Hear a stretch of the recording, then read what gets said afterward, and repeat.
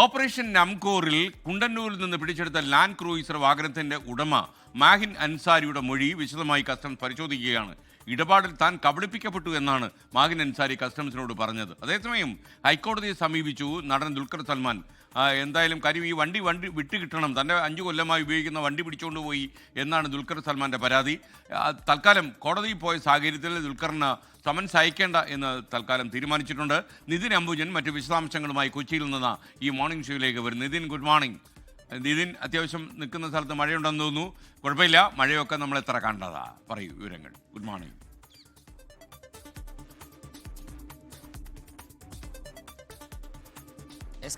Good morning. ഇന്നലെല്ലാം തന്നെ അതിശക്തമായ മഴ ഉണ്ടായിരുന്നു. പക്ഷേ ഇന്ന് രാവിലെ മുതൽ തന്നെ മഴ അല്പം മാറി നിൽക്കുന്ന ഒരു അന്തരീക്ഷമാണ് ഞാൻ നിൽക്കുന്നിടത്ത് ഉള്ളത്. എന്തായാലും നേരത്തെ പറഞ്ഞ പോലെ തന്നെ ഓപ്പറേഷൻ നംകോറിന്റെ ഭാഗമായി കസ്റ്റംസ് ഒരു ഭാഗത്ത് പരിശോധന നടത്തുന്നു. പക്ഷേ 38 വാഹനങ്ങൾ മാത്രമേ കഴിഞ്ഞ 3 ദിവസമായി നടത്തിയ പരിശോധനയിൽ പിടിച്ചെടുക്കാൻ സാധിച്ചിട്ടുള്ളൂ. ഇനിയും 100-ലധികം വാഹനങ്ങൾ പിടിച്ചെടുക്കേണ്ടതുണ്ട്. അതിനിടയിലാണ് കുണ്ടന്നൂരിൽ നിന്ന് പിടികൂടിയ ഫസ്റ്റ് ഓണർ ലാൻഡ് ക്രൂസർ വാഹനവുമായി ബന്ധപ്പെട്ട് വലിയ ദുരൂഹത നിലനിൽക്കുന്നുവെന്ന് കസ്റ്റംസ് വ്യക്തമാക്കിയത്. അതിനുശേഷം ഇന്നലെ മാഹിൻ അൻസാരിയെ വിശദമായി തന്നെ ചോദ്യം ചെയ്തു. ഏതാണ്ട് ഉച്ചയ്ക്ക് മാഹിൻ അൻസാരി കസ്റ്റംസ് ഓഫീസിലെത്തിയ മാഹിൻ അൻസാരി വൈകിട്ട് വരെ വിശദമായി തന്നെ വിവരങ്ങൾ ശേഖരിച്ചു. ചില നിർണായക വിവരങ്ങൾ കസ്റ്റംസിന് ലഭിച്ചു എന്ന കാര്യമാണ് ഈ ഘട്ടത്തിൽ മനസ്സിലാക്കാൻ സാധിക്കുന്നത്. അതോടൊപ്പം തന്നെ മാഹിൻ അൻസാരി കബളിക്കപ്പെട്ടു എന്നുള്ള രേഖകൾ സഹിതം എന്തായാലും ഇപ്പോൾ കസ്റ്റംസിന് കൈമാറിയിട്ടുണ്ട്.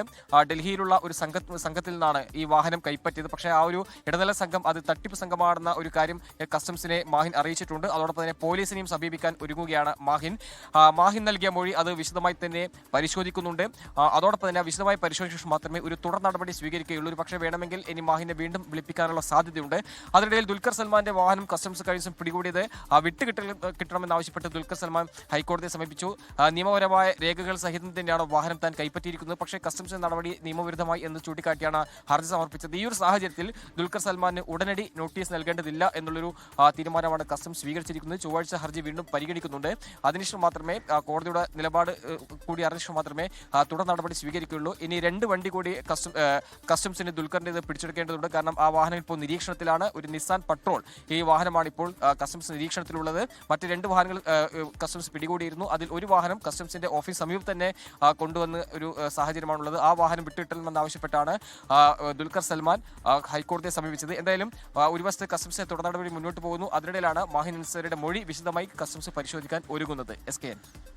ലോകത്തെവിടെയായാലും ഏത് സമയത്തും 24 വാർത്തകളും ഓഗ്മെന്റഡ് റിയാലിറ്റി പാക്കേജുകളും എക്സ്പ്ലെയിനറുകളും വിശദമായി കാണാൻ ഞങ്ങളുടെ യൂട്യൂബ് ചാനൽ നിങ്ങൾക്ക് സബ്സ്ക്രൈബ് ചെയ്യാം.